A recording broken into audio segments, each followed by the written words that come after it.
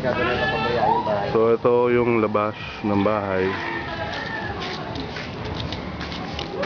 Medyo masukal gawa nung nagbagyo nga dito, hindi pa naayos.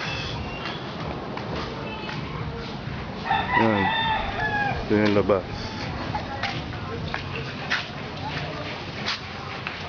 Putol din na. Lalagyan na rin natin kamos, bakan. Putol din yung tubig dito eh. Ngayon nilinisin namin to pag pinaayos nyo. Kasama na.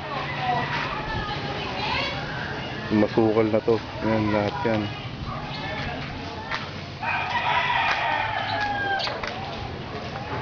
Hinihintay lang nga namin si ate baby na si